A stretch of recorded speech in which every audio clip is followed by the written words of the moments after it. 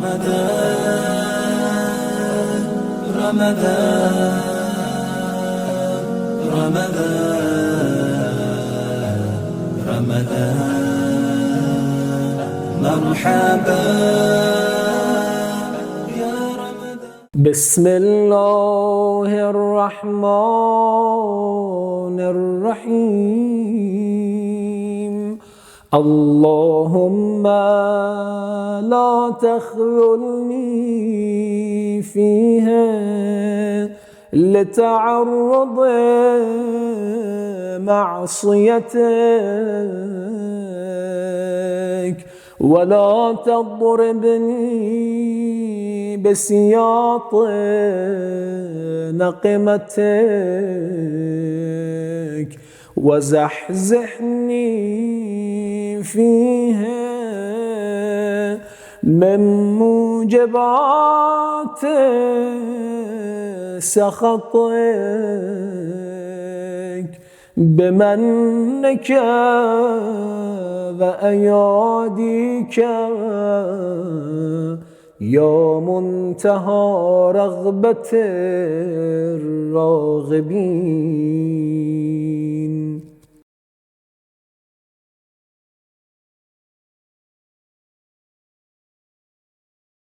بسم الله الرحمن الرحيم والصلاة والسلام على سيدنا ونبينا العبد المؤيد والرسول المسدد المصطفى الأمجد حبيب إله العالمين أبي القاسم محمد لا سيما ابن عمه علي بن أبي طالب وأولاده المعصومين حجج الله وعجل الله تعالى في فرج مولانا صاحب الأسر والزمان. İnşallah ki Allah bütün bu ibadetleri, namazları, oruçları hamımızdan qəbul eləsin. Bərəkətli aydayıq. İnşallah çalışaq bu ayın dəyərini daha artıq dərk edək, bilək və dərk edək və inşallah o cür ki tövsiyələr olunubdur, o əməllər ki tövsiyə olunub inşallah hamısını yerinə yetirək. Peyğəmbərin Şəbaniyyə xutbəsindən danışdıq. Mən o son cümlələrdən birini deyirəm, az bu haqda danışaq inşallah, görək Əhl-i Beyt bizə bu gün nə öyrənirlər. Buyurdu ki, Əmirul Müminə buyurdu, Əfsəlul əmal fi hada şəhr əl-vərəu ən məharimillah. Buyurdu, bu ayda ən gözəl əməl budur ki, insan haram işlərdən çəkinə, bütün haram işlərdən, insanın təqvası ola və heç zaman harama yaxın getməyə. Haramlar içdə mən bir dənə məsələ haqqında istəyirəm neçə rivayət oxuyam, tarixidən deyəm ki, ən önəmli şeylərdən görürsünüz. Aşura günü İmam Hüseyin əleyhissalam xutbə edir, cəmaat qulaq asmır. İmam Hüseynin onlara dediyi söz budur ki, o qədər haram mal yeyibsiz ki, İmam-ı Məsum, İmam Hüseyin kimin imam onlara danışır, heç eşitmirlər. Yəni, biri eşidir, insan deyir, söz təsir eləmədi o insanda, bir zaman heç istəmir eşidə, bu haram malın təsiridir. Əmr-i Asın haqqında çox eşitmişik. Muaviyyənin elə bil fikridən ağlı idi. O qədər Muaviyyədə hilələr oldu. Əhl-i Beytə düşmənlik ki etdi, o düşmənliklərin çoxu Əmr-i Asın fikrinin təsiri idi. Ona bir böyük nazir kimin, məsləhətçi kimin, hər bir zaman ona məsləhətlər verdi şeytan yolunda, cəhənnəm yolunda. Əmr-i As niyə belə oldu? Mən istəyirəm tarixidən bir hadisəni siz hörmətli möminlərə deyəm. Bir şəxs idi, bir qəbilədən gəlmiş ki, Zubeyd qəbiləsinin adı idi. Bir satmalı bir şey vardı, onu istəyirdi sata onun pulu ilə. Yaşıya, yeni dolana, gələr pulu o idi ki, o şeyi satıb onun pulu ilə dolanacaqdı. Bu gəldi, istəyirdi bunu satsın, Asibni Vail, Əmr-i Asın atası. Dedi, olsun mən allam bunu səndən. Aldı, pulu vermədi. Nə qədər o insan getdi, gəldi, dedi, vermərəm ki, vermərəm. Bu insan da hər yerdən ümidi üzüldü da, ümid yox idi. Dedim, mənim əlimdəki şey o idi ki, satdım, oradan pul gələ, ondan eləyə biləm. Mən ərzaq alam, ondan yaşayam, dolana biləm, amma hər bir şey əlimdən getdi, pul da əlimə gəlmədi. Gəldi, çıxdı bir dağ başına, o dağın adı Əbu Qubeys dağı idi. Orada insanlar yığışmışdılar, bu onlardan kömək istədi. Ey insanlar, hələ İslam gəlməyibdi, İslamdan əvvəldir bu söz. Peyğəmbər hələ peyğəmbərliğə yetişməyibdi. Gəldi o dağın başında insanları çağırdı, ey insanlar. Bir insan bu adda Asim ibn Vail adından mənim malımı alıb pulumu vermir. Mənim başqa bir şeyim yox ticarət eləməyə. İmkanı varsa mənə kömək edəsiniz. Bir sıra insanlar yığışdılar. Bir kişinin evində Abdullah ibn Cud'an adıdır. Bir qoca kişi indi Məkkə şəhərində. Yığışdılar onun evində, biri-birinə söz verdilər ki, gərək bu kişidən bu adamın pulunu alsınlar. Getdilər Asim ibn Vailə, dedilər bu Zubeydi kişinin pulunu sən niyə vermirsən? Onu məcbur elədilər ki, o pulu versin. Və bizim Peyğəmbər də o məclisdə iştirak etdi. Hətta Peyğəmbərdən bir hədis nəql olunubdur ki, buyurubdur, şəhiddu fi dar Abdullah ibn Cud'an hilfən. Mən İslamdan əvvəl bir yerdə bir məclis oldu, mən iştirak etdim. Orada hamı and içdi. Söz verdilər ki, bir məzluma dəstək vermədə hamı birləşə və zalimdən onun haqqını alalar. Mən də o məclisdə o işdə iştirak etdim ki, əgər indi ki İslam gəlibdir, yenə də eyni məsələ təkrar olsa, yenə də mən eyni o işi görürəm. Və İslam tarixində bu hadisənin adı Hilful Fuzuludur. Ki burada insanlar yığışdılar, birləşdilər ki, məzluma dəstək versilər. Zalimi qoymasılar, zülmünə davam etsin. Baxın, bu hədisi, bu hadisəni mən danışdım bir səbəbə görə. Görürsünüz, Asim ibn Vail bir insandır. Halal haram bilmir. Bir insanın haqqın alıb biləsinə vermir. Pulunu qaytarmır biləsinə. Haram halalda insan diqqət eləməsə onun nəticəsi olar əmr-ü as. Bu kişinin oğlu nə qədər İslam'a zərbə vurubdur əmr-ü as. Nə qədər əhl-i beytə xəyanət eləyibdir. Nə qədər əhl-i beytə düşmənlik edənlərə dəstək veribdir bu insan. Adam baxır tarix əsasında görür, onun bir kökü buradadır ki, ata ona halal mal verməmişdir. Düzdür, özünün ixtiyarı vardı. Özü istəsəydi, eləyə bilərdi Muaviyyədən ayrılsın, eləyə bilərdi Əmirul Müminin əskərində olsun. Amma o haram mal zəmin yaratdı bu insanda. Düzdür, zəmin yaranandan sonra özünün ixtiyarı var, eləyə bilərdi ki, əhl-i beytə müti olsun. Özü də istəmədi. Amma haram malda da bu təsiri vardı. Peyğəmbər buyurdu ki, bu ayda və bütün aylarda insan çalışa ki, bütün haram işlərdən insan çəkinə. Olmaya insan bir iş görə bir yerdə haram malı öz malına qatar. Qatanda insan bir anla bu malı qatır öz malına. Amma təsiri bir ömür görürsən ki, insanın övladına özündə təsir edir. Pəs insan eləyə bilər dünya malını Allah yolunda xəşliyə, eləyə bilər halal yoldan pul qazana, eləyə bilər haram yoldan pul qazana. Bu insanın özündən asılıdır. Dünya malı, hörmətli müminlər, çox insanlarda olur. Birində dünya malı var, ancaq xəstəxanalarda xərcləyir. Ancaq günah yolunda xərcləyir. Birində dünya malı var, xeyr yolda xərcləyir. Mən bir rivayət bu barədə hörmətli müminlərə ərz edirəm. Peyğəmbər Əkrəm hədisi də vardı. Əmirul Müminin Əli əleyhisselamə 12 dirhəm verdi. Dedi, ya Əli, bu pulundan mənə bir köynək alasan. Əmirul Müminin də buyurur ki, Peyğəmbər ki, buyurdu, fəştərili biha səvba, mən də getdim bazara 12 dirhəmə Peyğəmbərə bir köynək aldım. Özü 12 dirhəm vermişdi. Mən də o pulundan köynəyi aldım, gəldim. Köynəyi Peyğəmbərə verəndə Peyğəmbər baxdı, dedi, ya Əli, qeyru hada əhəbbu iləyyə. Peyğəmbər baxdı, gördü ki, 12 dirhəmə bir köynək eləyibdi. Biraz elə bil Peyğəmbər dedi ki, bundan ucuz köynək də ola bilərmiş. Əmirul Mümininə buyurdu ki, ya Əli, gedəsən o adamdan ki, bu köynəyi alıbsan, əgər qəbul eləsə bu deməli müamilə ki olub, bu ticarət ki olubdur, onu atqaz eləsə, pulu geri qaytarsa çox yaxşı olar. Eləməsə də ki, eləməyibdi. Əmirul Müminin gəldi o köynəyi satan insanın yanına. Dedi fəqilna fihi. Dedi peyğəmbər elə bil sevmədi. İmkanı varsa atqaz eləyəsən, o pulu qaytarasan. Fərəddə aleyyəd dərahim deyir, o pulu qaytardı, hamısını 12 dirhəmi qaytardı. Və ci'tu biha ila Resulillah. Apardım peyğəmbər dedim ya Resulullah. O insan pulu qaytardı, 12 dirhəm indi mənim əlimdədir. İndi peyğəmbər özü gəldi Əmirul Mömininlə bir yerdə bazara daxil oldular ki, köynək alsınlar. Yolda gedirdilər, peyğəmbər gördü ki, bir kəniz küçənin bir küncündə oturub ağlayır. Fəqaləha Resulullah, peyğəmbər dedi ki, nə olub, niyə ağlısan? Dedi, mənim sahibim o yiyəsi ki varmış, qulların, kənizlərin yiyəsi olurdu. Mənə 4 dirhəm pul vermişdi, gedən bir şey alan, pulu itirmişəm. Mən bu halda bir də evə qayıda bilmərəm. Peyğəmbər o 12 dirhəmdən ki əlində vardı, 4 dirhəmin verdi bu kənizə. Dedi, itiribsən, problem deyil. Apar bu 4 dirhəmlə nə almalıydın, al ginən. Gəldi, indi o 12 dirhəmdən 8 dirhəmi qalıbdı. Yolda bir yerdən 4 dirhəmə bir dənə köynək aldı peyğəmbər, köynəyə geydi.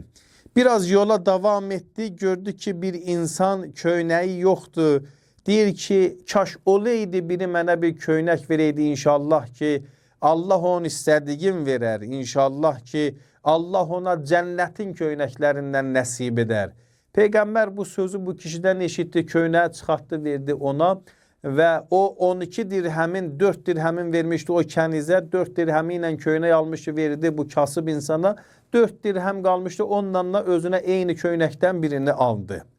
Yolda gəlirdi Əmirul Mömininlə gördü, eyni kəniz oturubdu gənə də orada ağlayır. Dedi, nə oldu, niyə evə getməmisən? Dedi, düzdür, sən 4 dirhəm verdin, mən o şey ki vəzifəmi də aldım, amma çox yubanmışam. Mən bu halda ki, bu qədər yubanmışam, cürətim yoxdur gedəm evə. Gedərəm, məni döyərlər, məni incidərlər. Peyğəmbər dedi, gəl mənlə bir yerdə gedək.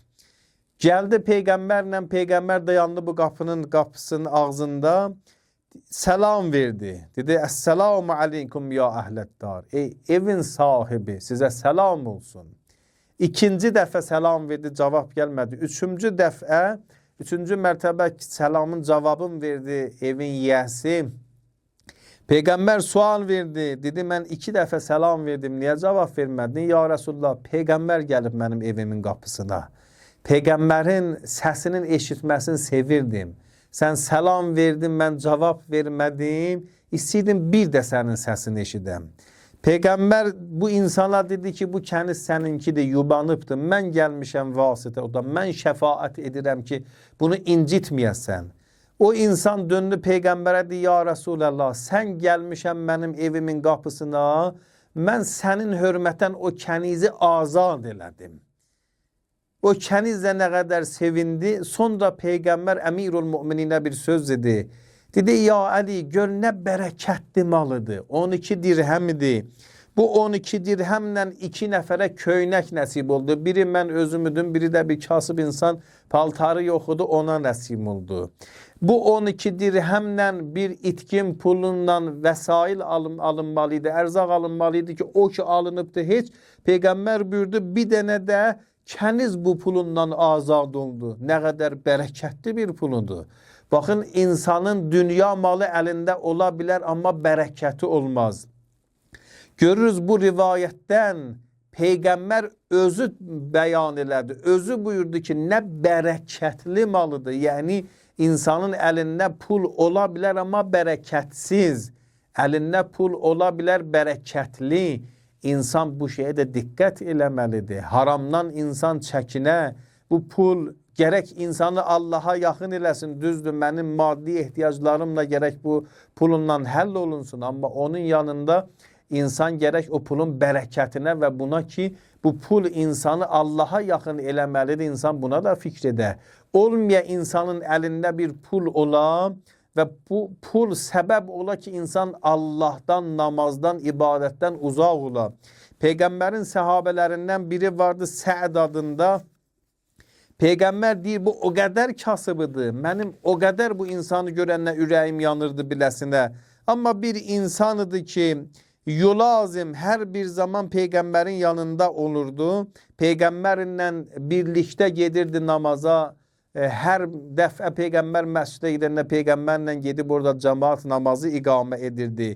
Amma bunun kasıblığına Peyğəmbər deyir ki, fəştəddə qəmmu Rasulullah Səd. Peyğəmbər bunun bu halını görürdü. O qədər kasıbıdır. Çox narahat olurdu. Halı elə bil pozulurdu. Axı niyə bir insan bu qədər gərək kasıb olsun? Peyğəmbər bu insanın halına ki, yazıqlığı gəlirdi. Bir gün Cəbrəil gəldi buna dedi ki, Peyğəmbərə dedi, ya Resulullah, görürəm sən bu insanın halına çox narahatsan. Fəhbətə aleyhi Cəbrəil və məəhu dirhəman. Cəbrəil gəldi Peyğəmbərin xidmətinə 2 dirhəm verdi. Dedi, ya Resulullah, biz görürük sən Səədin halına görə nə qədər narahatsan. Gör, əgər istəyir bunu ver biləsinə ticarət eləsin bu pulundan. Peyğəmbər gəldi, Səədinlə danışdı.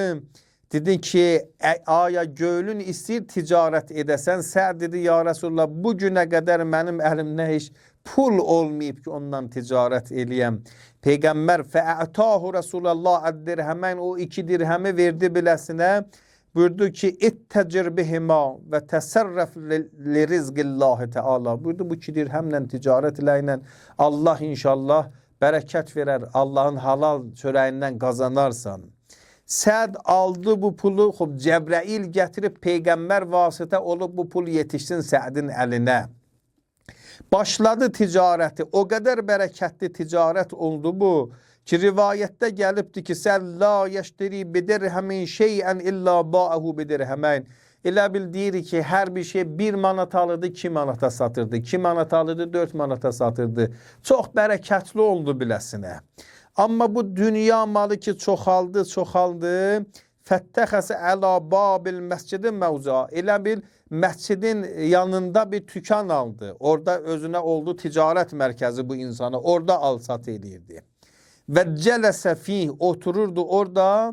Amma bu insan ki, Peyğəmbərin rivayətə mülazim, yəni hər bir zaman Peyğəmbərlə bir yerdə gedirdi məscidə, da yavaş-yavaş gördülər ki, bu namaza gəlmir. Bilal müəzzin idi, əzan deyirdi, amma Səd məşğulun bid-dünya ləm yetətəhər və ləm yetəhəyyə. Səd o qədər başı qarışmışdı dünyaya, nə bir dəstəmaz alırdı, nə namaza hazırlaşırdı, heç elə bil vecinə deyildi. Peyğəmbər də bu halı görürdü, narahat idi. Axı bu Səd düzdür, kasıb da olsaydı dindarıdı. Namaz biləsinə mühimmidir, önəmliydi. İndi bütün bu şeyləri unudubdu bu Səd.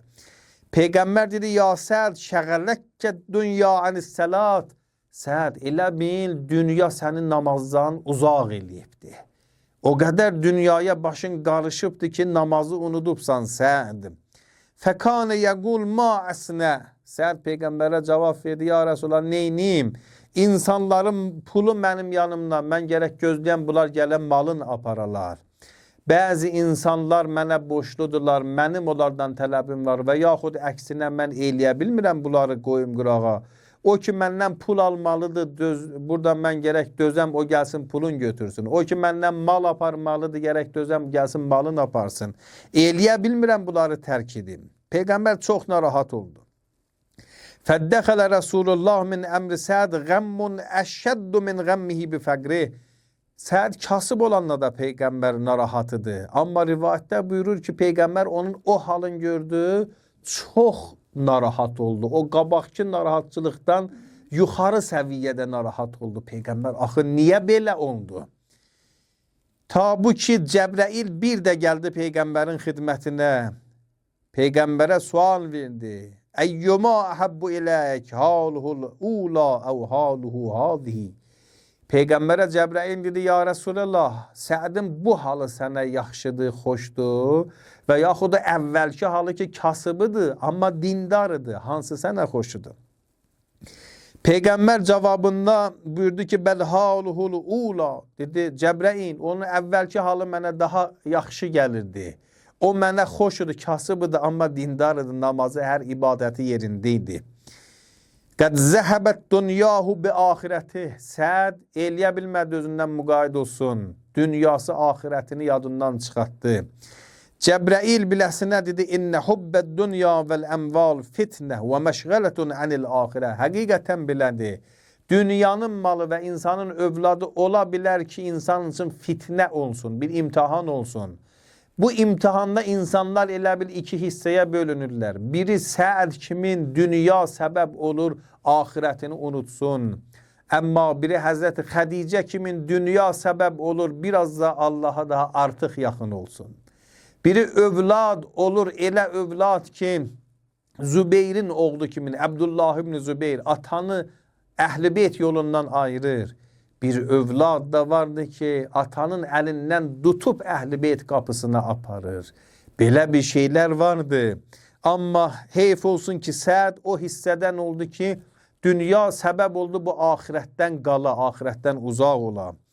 Peyğəmbər Sədə dedi ki, Cəbrəil biləsinə belə buyurdu ki, Peyğəmbər, ya Resulallah, Sədə deyilən o 2 dirhəm səndən almışdı, onu geri qaytarsın. Peyğəmbər Sədi gördü, dedi, Səd, istəmirən o 2 dirhəm ki, məndən almışdın, onu geri qaytarasan. Səd də indi elə imkanlı adam olubdu.